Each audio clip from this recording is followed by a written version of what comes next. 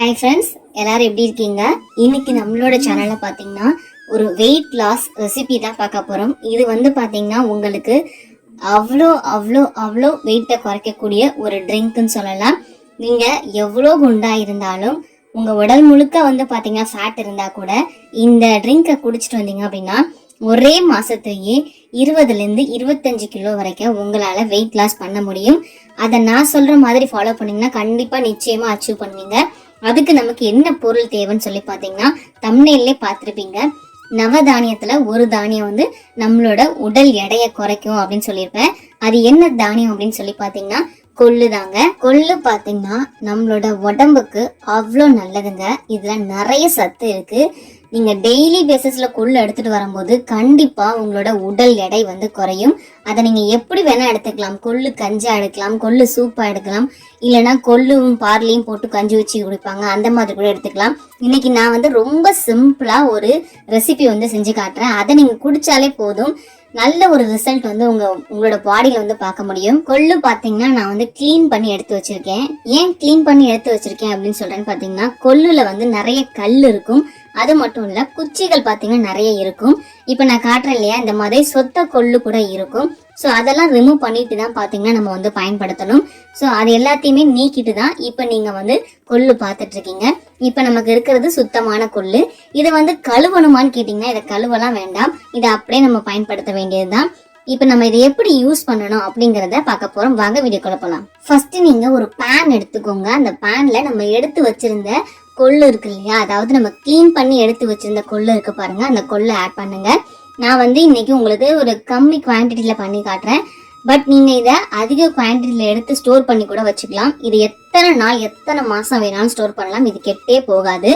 இப்ப நான் வந்து பாத்தீங்கன்னா இதை வந்து ட்ரை ரோஸ்ட் பண்ண போறேன். இதை நல்லா நான் வறுத்து எடுத்துக்க போறேன். இதை எவ்வளவு நேரம் வறுக்கணும் அப்படின்னு சொல்லிட்டு இந்த வீடியோல சொல்றேன்.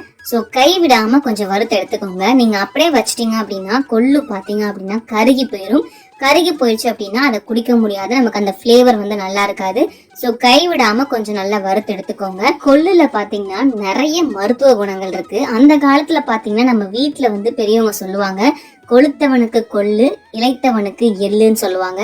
அதோட அர்த்தம் பாத்தீங்கன்னா நல்லா குண்டா இருக்கிறவங்க கொள்ளு சாப்பிட்டாங்க அப்படின்னா அவங்களோட உடல் எடை வந்து குறையும் அப்படிங்கறது அர்த்தம். கொள்ளு பாத்தீங்கன்னா நிறைய மருத்துவ குணங்கள் இருக்குன்னு சொல்லுவாங்க. அது வந்து நமக்கு இருமல் சளி பிரச்சனை இருந்தது அப்படின்னா நீங்க நார்மலா கொள்ளு போட்டு கொதிக்க வச்சு உப்பு போட்டு குடிச்சிட்டு வந்தீங்க அப்படின்னா உங்களோட இருமல் சளி பிரச்சனை வந்து சரியாயிரும்.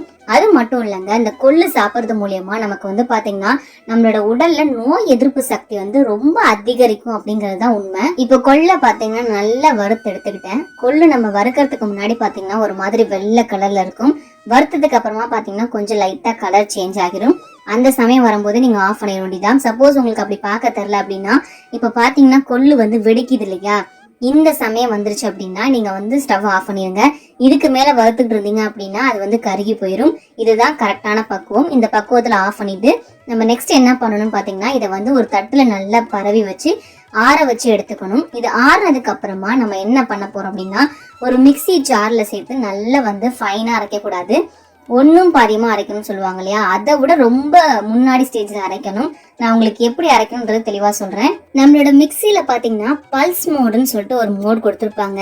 அது எப்படி அப்படின்னா இப்ப நம்ம கீழே வந்து மிக்சியில ஒரு பட்டன் இருக்கும் இல்லையா, அதை வந்து நம்ம ரைட் சைட் திருவணும்னா மிக்சி நார்மலா ஓடும். அதே நீங்க லெஃப்ட் சைட் திருவுனீங்க அப்படின்னா ஒரு மாதிரி திருவும் போது மட்டும்தான் ஓடும், திருவாம விட்டுட்டோம்னா ஆஃப் ஆயிரும். அதை தான் பல்ஸ் மோடுன்னு சொல்லுவாங்க. அந்த மோட்ல நீங்க வந்து இதை போட்டு எடுத்துக்கோங்க.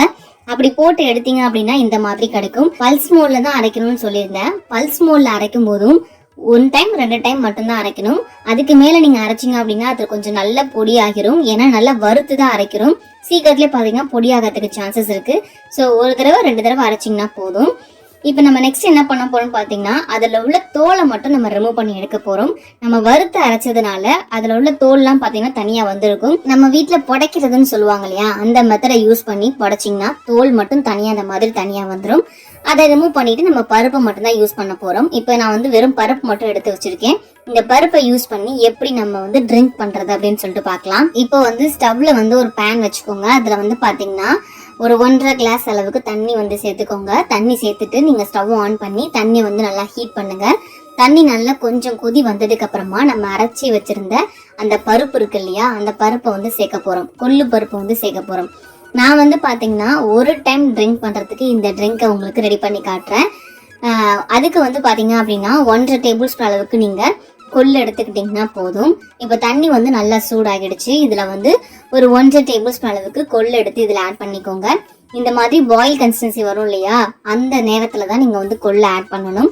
அதுக்கு முன்னாடியே நீங்கள் வந்து கொள்ளை சேர்க்கக்கூடாது. 1 டேபிள் ஸ்பூன் அளவுக்கு கொள்ளு சேர்த்துட்டு இதை வந்து நல்லா இப்போ கொதிக்க வச்சு எடுக்க போகிறோம். அந்த கேப்பில் பார்த்தீங்கன்னா நம்ம இன்னும் ஒரு பொருள் வந்து ஆட் பண்ண போகிறோம். அது என்னன்னு பார்த்தீங்கன்னா பூண்டு பல் சேர்க்க போகிறேன்.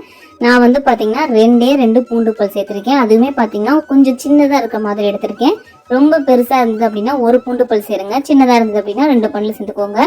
இப்போ இது எல்லாத்தையும் சேர்த்து நல்லா கொதிக்க வச்சு எடுக்கணுங்க. எவ்வளோ நேரம் கொதிக்க வைக்கலாம் அப்படின்னு சொல்லி பார்த்தீங்கன்னா ஒரு 8 நிமிஷத்துக்கு நல்லா கொதிக்க வச்சுக்கோங்க. நான் வந்து பார்த்தீங்கன்னா 1.5 டம்ளர் அளவுக்கு தண்ணி சேர்த்துருந்தேன் இல்லையா, அது வந்து நம்ம குடிக்கக்கூடிய 1 டம்ளர் அளவுக்கு தண்ணியாக வரணும். அது வரைக்கும் நல்லா கொதிக்க வைக்கணும். கொதிக்க கொதிக்க தான் அந்த கொள்ளுல உள்ள சத்து எல்லாமே பார்த்தீங்கன்னா நம்ம சேர்த்த தண்ணியில் இறங்கி வரும். அந்த தண்ணியை நம்ம குடிக்கும்போது நமக்கு ஆட்டோமேட்டிக்காக பார்த்தீங்கன்னா நம்ம உடம்புல இருக்கக்கூடிய அந்த கெட்ட கொழுப்பு, நாள்பட்ட கொழுப்பு எல்லாமே பார்த்தீங்கன்னா ரொம்ப சுலபமாக கரைச்சி வெளியே எடுத்துருன்னு சொல்லலாம். இப்போ நான் வந்து பார்த்தீங்கன்னா இதை நல்லா கொதிக்க வச்சு எடுத்துக்கிட்டேன். தண்ணி வந்து 1 டம்ளர் தண்ணியாக வந்து நமக்கு கிடச்சிருக்கு. இதில் சேர்த்து அந்த கொள்ளு பருப்பும் பார்த்தீங்கன்னா 3/4 வாசி நமக்கு வெந்திருக்கும். நல்லா வேக வச்சு வேணும் அப்படின்னா இன்னும் கொஞ்சம் நேரம் வச்சு வேக வச்சு எடுத்துக்கோங்க. நான் வந்து இதை வேற மெத்தடில் சொல்ல போகிறேன். ஸோ அதனால எனக்கு 3/4 பாகம் வெந்தா போதும். கொள்ளோட தண்ணி மட்டும்தான் எனக்கு தேவைப்படும். ஸோ அதனால இந்த டைமில் நான் ஆஃப் பண்ணிக்கிறேன். இப்போ இது நல்லா ஆறுனதுக்கு அப்புறமா நம்ம வந்து குடிக்கக்கூடிய சூடுன்னு சொல்லுவோம் இல்லையா, டீ காஃபிலாம் எப்படி கொடுப்போம், அந்த சூடில் பார்த்தீங்கன்னா இந்த தண்ணி எடுத்துக்கோங்க. இதில் வந்து இப்போ நான் வந்து தேவைக்கேற்ப உப்பு சேர்க்குறேன். இதில் உப்பு மட்டும்தான் சேர்த்து குடிக்க முடியும். இதில் ஹனி சேர்த்து குடிக்கலாமான்னு கேட்டிங்கன்னா அது குடிக்க முடியாது, அப்படி குடிக்கவும் கூடாது.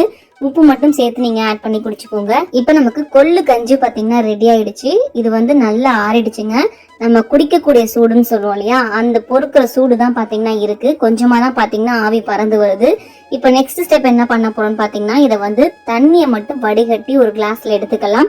நான் முன்னாடியே சொல்லியிருந்தேன், நீங்கள் பருப்பும் சேர்த்து சாப்பிட்ற மாதிரி இருந்தால் இன்னும் கொஞ்சம் நேரம் வேக வச்சு எடுத்துக்கோங்க. நான் சொல்கிற மெத்தட் பார்த்தீங்கன்னா வேற மெத்தட். இந்த மெத்தடையும் நீங்கள் வந்து ட்ரை பண்ணலாம்.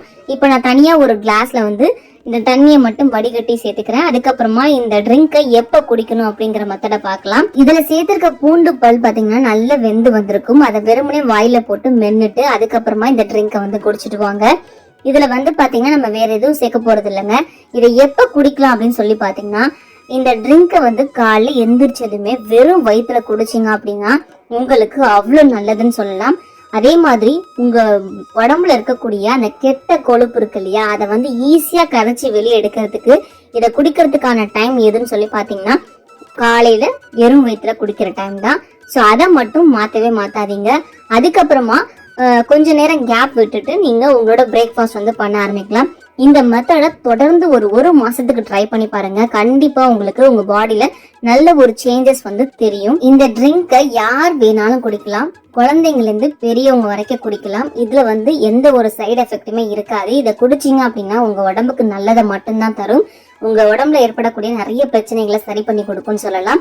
ஸோ தாராளமா குழந்தைங்களுக்கும் இதை கொடுக்கலாம். இன்னைக்கு வீடியோல பாத்தீங்கன்னா கொள்ளு கஞ்சி குடிச்சா எப்படி வந்து நம்ம வெயிட் லாஸ் பண்ணலாம் அப்படின்னு சொல்லி பார்த்திருப்போம். கண்டிப்பா வீட்டுல ட்ரை பண்ணி பார்த்துட்டு உங்களோட ஃபீட்பேக்கை வந்து கமெண்ட்ல சொல்லுங்க. வீடியோ பிடிச்சிருந்துச்சுன்னா லைக் பண்ணுங்க, மறக்காம ஷேர் பண்ணுங்க.